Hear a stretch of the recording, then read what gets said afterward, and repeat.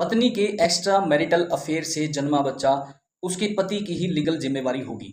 ये मैं नहीं, सुप्रीम कोर्ट का आदेश है। यदि किसी महिला का कोई एक्स्ट्रा मैरिटल अफेयर है और उससे कोई बच्चा पैदा हो जाता है, उसका जो लीगली फादर होगा वो उसका पति ही होगा, उसकी जिम्मेवारी उसके पति की ही होगी।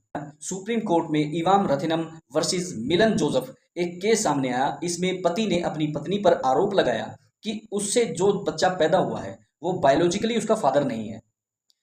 पत्नी के एक्स्ट्रा मैरिटल अफेयर के चलते ये बच्चा पैदा हुआ है।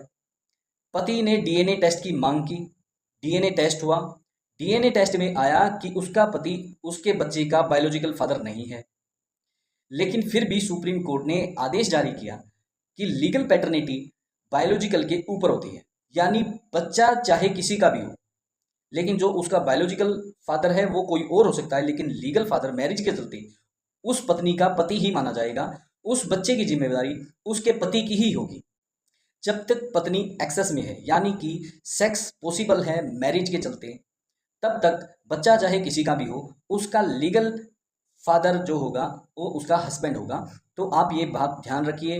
इन ग्राउंड्स को आप तलाक का ग्राउंड बना सकते हैं, लेकिन आप जिम्मेवारी से छुटकारा नहीं पा सकते हैं। आपको बच्चे की जिम्मेवारी उठानी ही पड़ेगी, आपको उसका पिता बनना ही पड़ेगा।